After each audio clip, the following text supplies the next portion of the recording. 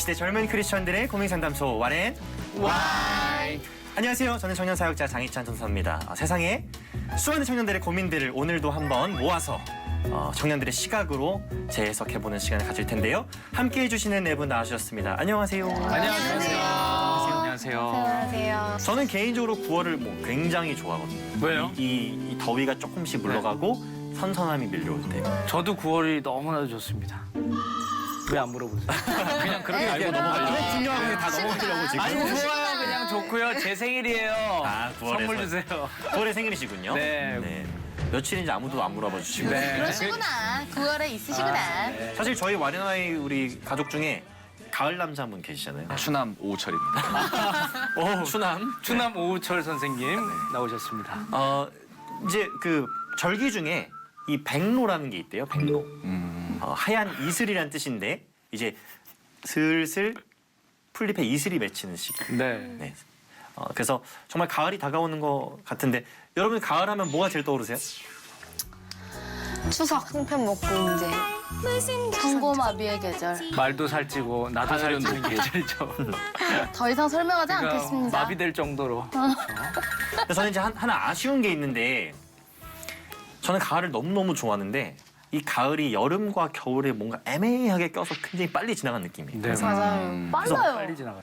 근데 이게 약간 이렇게 애매하고 중간에 껴있는 것들 중에 네. 가을처럼 뭔가 이렇게 좀 좋은 것들이 몇 개 있는 것 같아요. 어떤 것들이 좀 있을까요? 저는 제가 얼마 전에 처음으로 브런치라는 거를 먹어봤어요. 처음으로요? 진짜 처음이라는 건 약간 좀 과장 아닌가요? 그러니까 지금? 아점은 먹어봤죠. 한국식의 아침과 점심 사이에는 아점은 먹어봤는데 그게 브런치 아닌가요? 한국식의 브레이퍼스트와 브런치. 런치의 조합인데 아점인데 네. 아점으로 된장찌개는 먹어봤지만 아, 네. 브런치로 샐러드 이런 건 처음 먹어봤어요. 근데 되게 맛있더라고요. 그리고 하루에 2끼만 먹어도 되니까 돈도 식비를 절약되고 아끼시고. 되게 좋은 점이 많더라고요. 저 이번에 을지로 3가의 맛집 하나 찾아놨으니까 이따 알려드릴게요. 아 진짜. 좋습니다. 저희도 좀 알려주시면 안 될까요? 네. 다 먹으면 사람 많아서 내가 못 먹어. 전략이 있어요. 아 그러네요. 네. 이제 맛집은 많이 공유하면 안 돼요. 네. 그럼 가면 사람 없어 못 가요, 그렇죠? 네. 맞아요. 다른 거 약간 애매하지만 그래도 굉장히 좋은 것들이 아 있잖아요. 애매할 때는 군대죠 군대. 왜 그렇죠? 군대는 줄을 잘 서야 되잖아요. 앞에서도 문제, 맨 뒤에서도 문제예요. 그래서 라인을 잘 서야 되고 늘 항상 중앙에 안 걸리게끔. 뜨겁고 차갑고 여름과 겨울 사이 같은 거는 뭐 비단 엄마 아빠의 사이라고 할 수 있죠. 그 중간에 껴있는 나 좋을 때도 있고 나쁠 때도 있습니다. 저는 빠른 년생들 이제 없어졌지만 아직 우리 또래 중에서 많이 발견할 수 있잖아요. 근데 이 빠른 년생들 때문에 족보가 파괴되기도 하지만 네, 정말 이 힘들어요. 빠른 년생들의 입장에서는 좀 이득인 경우가 있어요. 왜요? 그렇죠. 왜냐면 어떤 점? 형, 선배, 뭐 누나 이렇게 해야 되는데 네. 친구 먹을 수 있고. 맞아요. 그렇죠? 제 성격상 그 중간 그 냉정과 열정 사이는 잘 안 되는 것 같아요. 차던지 뜨겁던지 해야 되군요. 그럼 하나님도 토해버리겠다. 뭐든지 확실한 게 좋습니다. 그 먹을 때는 확실하게 먹고 안 먹을 때는 쩔쩔 아니 왜 굶고 갑자기 뭐 그런 먹는 얘기를 하세요? 거. 맛집 얘기하다 보니까 나왔습니다. 그럴 수 있죠. 어쨌든 우리가 이 가을을 이렇게 맞이하면서 조금씩 더위도 물러가고 있는데요. 물러가는 더위와 반대로 계속해서 뜨거워지는 열기를 갖고 있는 주제들이 좀 있습니다. 그래서 오늘 그중에 하나를 선택해서 함께 이야기를 나눠보도록 하겠습니다.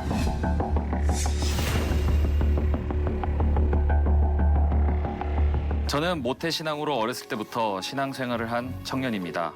저희 집은 기독교 집안이고요. 얼마 전 동생 방에 들어갔다가 깜짝 놀라고 말았습니다. 책상 한쪽 비닐봉지에 담겨있는 이상한 물건 때문에요. 봉지에 함께 들어있던 포스터와 물건은 누가 봐도 퀴어 축제에 다녀온 흔적이 분명했습니다. 심장이 철렁 내려앉았습니다. 퀴어 축제가 열리던 그날 시청 반대편에서는 반대 집회도 있었다고 들었지만 동생은 그곳에 있었던 건 아닌 듯 했습니다. 아무한테 말도 못하고 몇 날 며칠을 고민하고 울며 기도했습니다. 그냥 성소수자들을 안타깝게 생각하는 걸 거야. 그들을 지지하는 것뿐이겠지. 그러다 동생을 밖에서 만나 물어보기로 했습니다. 머뭇거리던 동생이 말했어요. 자신은 동성이 좋다고. 저는 그 자리에서 벌떡 일어나 집에 나와버렸습니다. 남의 일이라고만 생각했는데 나한테도 이런 일이 일어나는구나. 부모님이 걱정하실까봐 꾹 참고 집에 와서 얼마나 울었는지 모릅니다. 부모님은 아직 모르세요. 동생보다도 충격받으실 부모님이 더 걱정입니다. 어떻게 이야기를 해야 할지도 모르겠고요. 제 동생 이제 어떻게 하면 좋을까요? 뭐 살아가는 가족이 갑자기 그렇게 생각하지 못했던 발언을 충격적인 발언이라고 할 수 있죠. 그래서 좀 고민이 되시는 분 같습니다. 네. 어떠세요?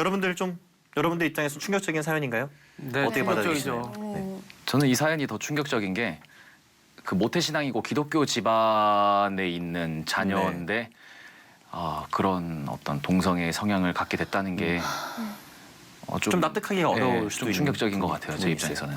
여러분들 주변에 만약에 날 사랑하는 뭐 부모님, 뭐 우리 친구들, 지인들, 선후배 갑자기 그런 다른 성 정체성을 고백한다. 이러면 어떠실 것 같으세요? 저는 실제로 저한테 커밍아웃을 한 친구가 있었는데 제가 감정 조절을 잘 했어야 됐는데 실제로 그 자리에서 바로 울었어요. 제가 마음이 너무 많이 아파가지고 막 울면서 그 친구에 대한 어떤 뭐 그 길을 가다가 네가 아닌 것 같을 때 바로 뒤돌아서 와라 뭐 라던가 아니면 그거는 그러니까 하나님 얘기를 하면서 한 건 아니었고 네. 그냥 그 직접적인 단어는 꺼내지 않았지만 그런 복음에 입각해서 이제 성경에 입각해서 얘기들을 했는데 연락을 그 이후에 잘 하지 않더라고요. 그래서 아직도 그런 확 감정을 드러낸 부분에 대해서는 아직도 좀 미안해요. 그런 경험이 있어요. 네, 저는 저 초등학교 때 그때 한번 친구들이랑 그런 얘기를 한 적이 있었어요. 너 만약에 네 옆에 친구가 너 좋아한다 그러면 어떻게 할 거야? 이랬는데 그때는 한참 이슈가 되지가 않았었던 주제여서 네. 그냥 그래 그냥 그럴 것 같아라고 생각을 했었는데 지금 생각해 보면은 정말 너무 당황할 것 같고 그 친구가 내가 알던 모습과는 일단 다른 그런 모습을 보일 것 같기도 해서 네, 좀 피할 것 같아요. 우리가 사연에서 봤지만 이 네. 퀴어 축제라는 것이 약 한 18년 전부터 이제 진행이 됐던 건데요.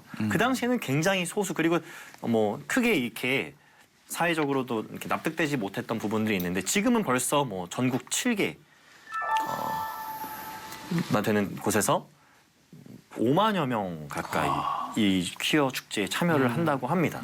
여러분들이 퀴어 축제에 대해서 얼마나 좀 알고 계세요? 저는 이제 해외 여행을 이제 작년에 프랑스로 갔다 왔거든요. 프랑스로 갔다 왔는데 이런 비슷한 축제들이 있더라고요.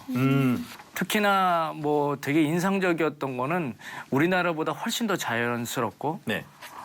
집 앞에 이제 테라스나 이제 베란다에 무지개 색깔 국기 같은 거를 걸어놓은 집안들이 되게 많은데 물어보니까 그것도 약간의 동성애를 표시하는 사인이라고 그런 얘기들을 하더라고요.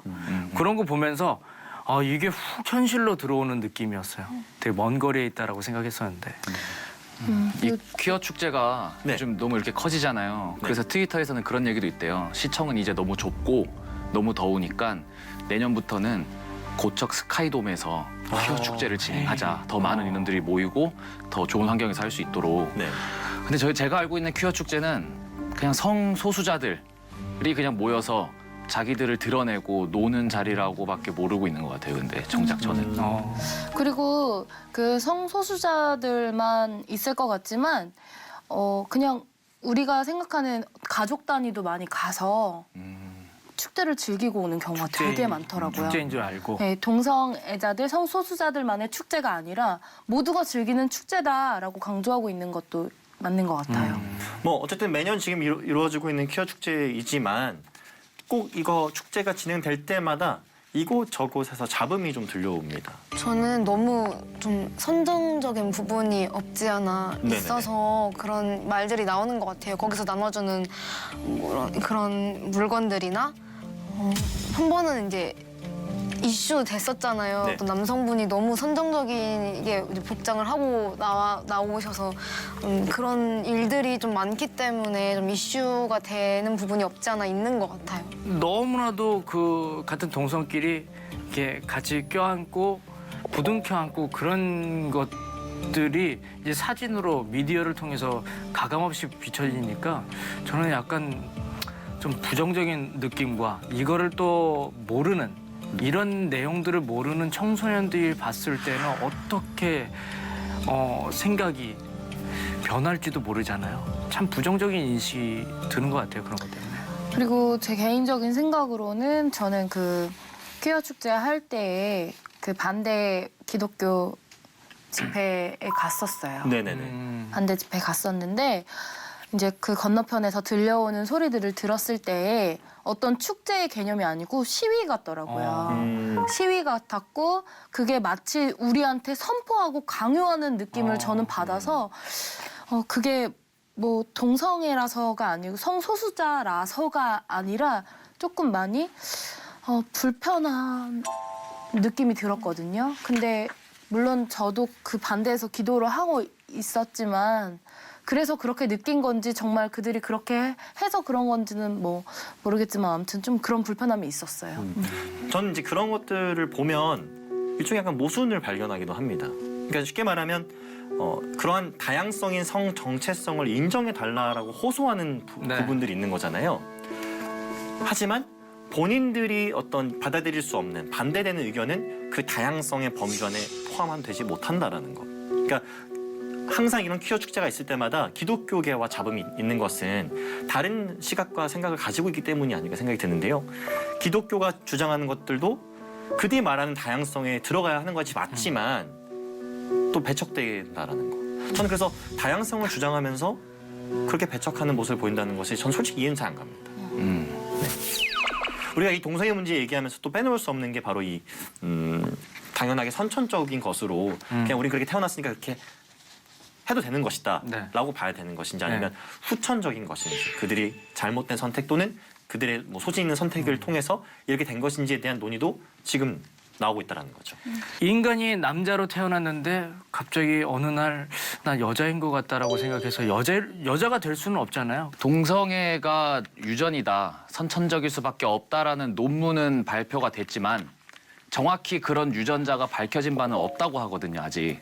그렇기 때문에 동성애는 선천적으로 좀 보기 힘들고 후천적, 어떤 사회적인 경험, 학습을 통해서 이루어진 후천적 경향이 더 크지 않나라는 저는 생각을 갖고 있거든요. 네, 그리고 저 교회에서 한번 그런 동성애에 대해 엄청 연구를 많이 하시는 네. 목사님 그런 네. 분이 이제 오셔서 설교를 한번 해주신 적이 있었어요. 근데 많은 분들이 동성애는 선천적으로 알고 계시는데 사실 연구 결과에 따르면 후천적인 요인이 더 많다고 하시더라고요.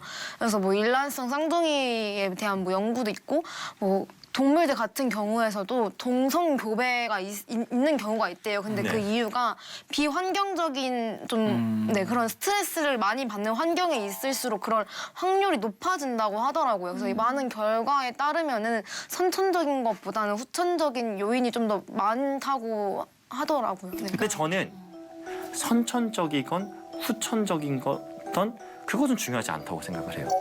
제가 보는 이 모든 문제의 핵심은 과연 동성애라는 것이 절대적인 선과 악의 기준 속에서 과연 선에 속하냐 악에 속하냐입니다. 이제 많은 사람들은 그것이 그냥 개인의 기호의 문제, 그냥 문화의 문제라고 보지만 그것이 과연 절대적인 기준 안에서 선한 것인가 선하지 않은 것인가 이것이 문제의 핵심이라고 보고 있거든요. 그래서 만약에 선천적으로 동성애 기질을 타고났다 그래서 우리가 동성애를 한다는 것이 만약에 동성애가 죄라면 안 되는 거죠. 화를 더 잘 내는 기질을 타고난 사람이 나는 그런 기질을 타고났으니까 나는 화내도 돼. 이렇게 말하는 거랑 뭐가 다르냐는 거죠. 그러니까 그게 포인트는 자연스러움인 것 같아요. 그러니까 아까 질서 말씀하셨는데 질서 속에선 정말 우리가 꼭 이렇게 해야만 된다라는 규칙을 우리가 만들지 않아도 자연스럽게 익혀지는 것들이 있잖아요. 근데 내가 선천적이다라고 주장하는 것이 난 자연스러운 거야 이게 라고 말하고 싶은 것 같은데 그것마저도 성경에서는 그거는 동성애는 자연스러움이 아니다라고 말하고 있기 때문에 우리가 당연히 이 기독교적 입장에서는 충분히 목소리를 정말 똑바르게 내야 되지 않을까 그런 생각들 많이 해요 정말. 사실 뭐 이게 오늘 내일의 문제는 아니었지만 점점 더 심각해지고 점점 더 과해지는 거잖아요. 이제 앞으로 더 과해질 거고 이제 제가 듣기로는 이제 동성애 이후에는 이제 수간이라고 이제 동물과 그렇게 성접촉을 하는 그런 단계까지도 계속 이른다고 하면 거의 어찌 보면은 이제는 세상이 정말 그 성경의 그 노아 홍수 때 그 사건 때로 가는 듯한 그런 느낌도 들거든요. 제가 느꼈을 때 이런 원인 중에 하나는 환경이지 않을까라는 생각이 강하게 오는 것 같아요. 살아왔을 때, 자라왔을 때 그 환경들이 남성답게 자랐나, 여성답게 자랐나, 성경적으로. 특히나 어떤 거 보면은 이제 뭐 예를 들어서 제가 누나들이 많은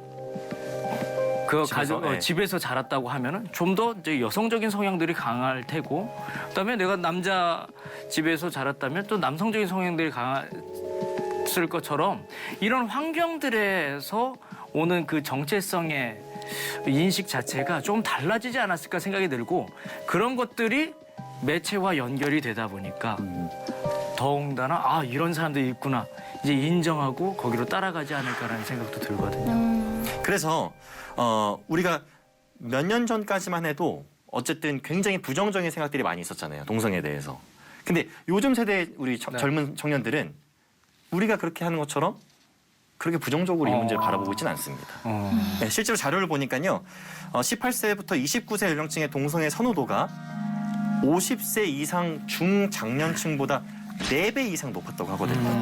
네. 아니 불과 얼마 전까지만 해도 열리지 않았던 우리의 이 동성애에 대한 벽, 언제부터 조금씩 그 문이 열리기 시작한 걸까요? 네, 그 미디어에서도 이제 동성애를 되게 미화시켜서 만든 영화도 되게 많이 나오고 요즘은 인권이랑 묶어서 얘기가 많이 나오잖아요. 그러니까 그냥 한 사람인 거야. 그냥 저 사람은 그냥 저렇게 태어난 사람이고 저런 사람인 거야. 저 사람의 인권은 존중해줘야 해라는 그런 말들이 많이 나와서 동성애에 대한 부분이 좀 이렇게 열리는 것 같아요. 사실 그런 미디어의 영향도 우리가 잘 분별해야 되는 것 같아요. 보는 사람도 기독교인도 비기독교인도 그런 걸 보면서 이걸 판단을 해야 되는데 왠지 내가 가보지 않은 분야, 해보지 않은 분야에 대해서는 뭔가 단단히 착각을 하고 그게 정말 아름다울 것이다라고 들어가지 않을까. 이런 거에 대해서 우리가 정말 주의 깊게 주변 사람들한테 많이 알려야 되겠죠.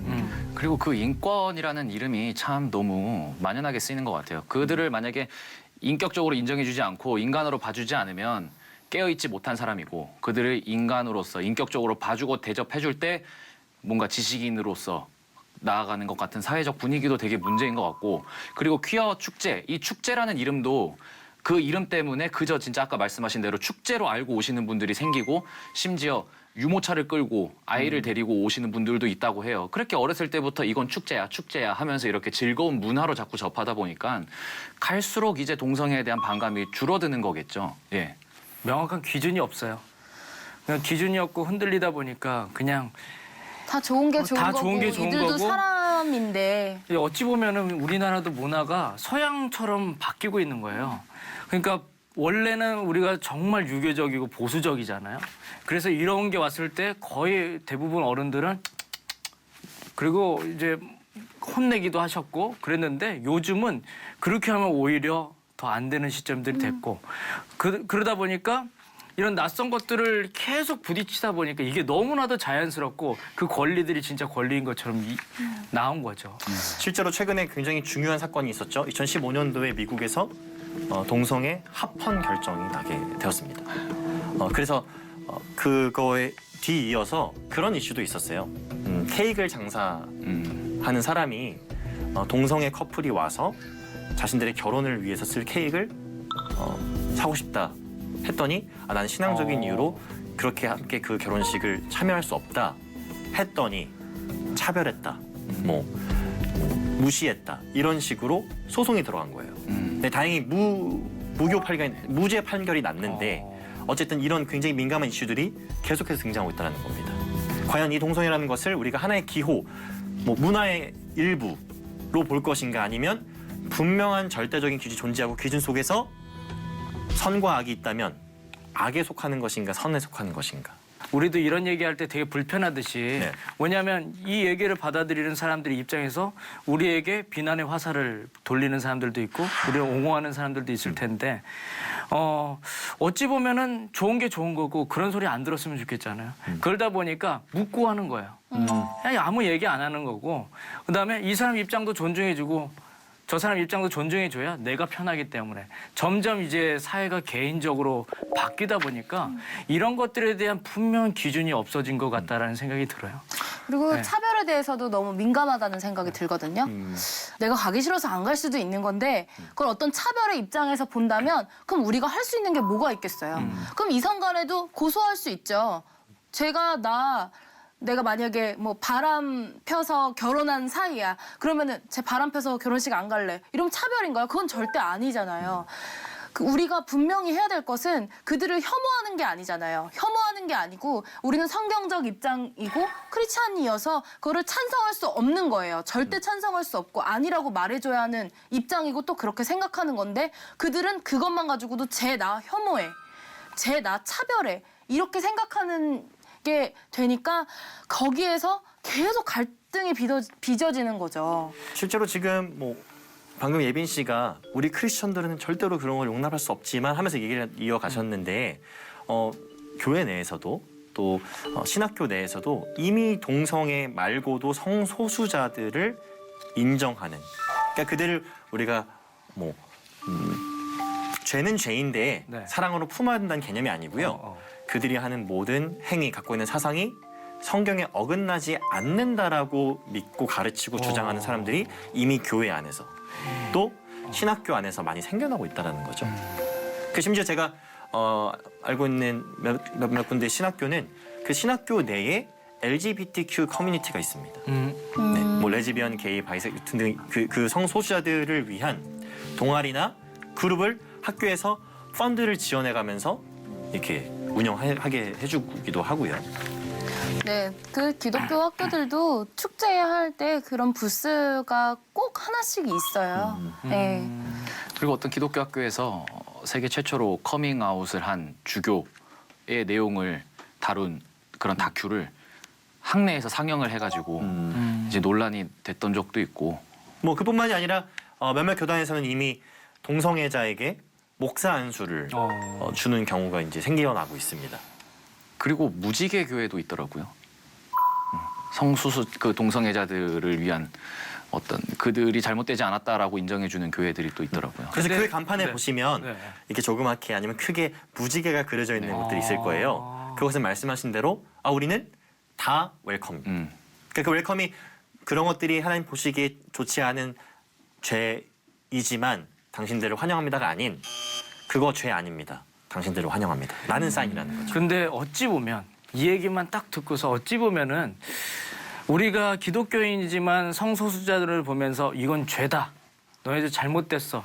라고 얘기하잖아요. 그러면서 거의 이제 배척하거나 멀리하거나 좀 안 좋게 보는데 오히려 그런 분들이 나오시면서 성소수자들에게 하나님을 전한다는 입장으로 봤을 때는 어찌 보면은 되게 귀하고 좋을 수도 있다라고 생각은 들기도 해요. 근데 죄가 아니다라고 말하면서 사역을 하는 것은 네. 성경에 위배되는 것이기 네. 때문에 그거는 아예 그건 교회라고 할 수 있을까요? 우리가 말하는? 그러니까요.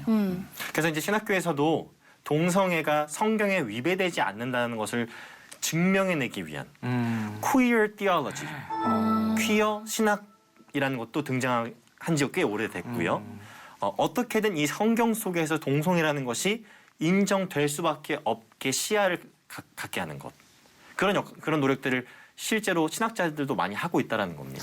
근데 저는 그러한 네. 해석과 노력에 동의를 할 수 없습니다. 왜냐하면 성경은 너무나도 분명하게 최소한 로마서 1장에서는 동성애는 하나님께서 기뻐하시지 않는 부자연스러운 것이다. 그리고 하나님을 인정하지 않는 사람들, 그런 사람들에게 나타나는 현상이고 그래서 하나님께 버림받는 사람들에 나타나는 현상이다라고 나오거든요. 그렇기 때문에 우리가 성경적인 권위의 문제에 있어서는 동성애는 뭐 따로 우리가 타협할 수 있는 부분이 없을 것 같고요. 그다음 우리가 신경 써야 될 문제는 이건 것 같아요. 그렇다면 네. 이런 기준에 대한 완전한 괴리감, 우리가 갖고 있는 성경적 기준과 그들이 바라보는 성경적 기준이 다른 이 시점에서 과연 우리는 어떻게 대화해야 되는가? 고린도전서 6장 말씀을 보니까요. 하나님 나라에 들어갈 수 없게 만드는 죄목들이 쭉 나열됩니다. 거기에는 우리가 오늘 대화 나눴던 동성애도 포함이 되어 있는데요. 많은 크리스천들이 그런 구절들을 인용해서 봐봐, 동성애 하면 천국 못 가잖아 라고 말하는, 딱 거기까지만 얘기하는 데 그치는 경우가 많이 있습니다. 하지만 우리는 더 나아가서 그 외에 다른 죄들이 하나님께 용서를 구하면 사함 받듯이 동성애 또한 크신 하나님, 자비로우신 하나님 앞에서 사함 받을 수 있는 죄 중에 하나라는 것을 선포하고요. 또 하나님께서 크시고 자비로우시고 사랑이 많으신 분이시라는 것을 우리는 선포하는 사랑의 증거다리 역할을 우리가 좀 해야 되지 않을까, 그렇게 생각을 해봅니다. 크리스천 와렌와이 오늘 여기서 인사드리고요. 다음 주에 여러분들 찾아뵙도록 하겠습니다. 이 시대 젊은 크리스천들의 고민 상담소 와렌. 다음 주에 만나요. 어렵다. 시원하게 해주세요. 본인 근데 사실 뭐 더 무슨 얘기를 할 게 있을까 싶기도 하고.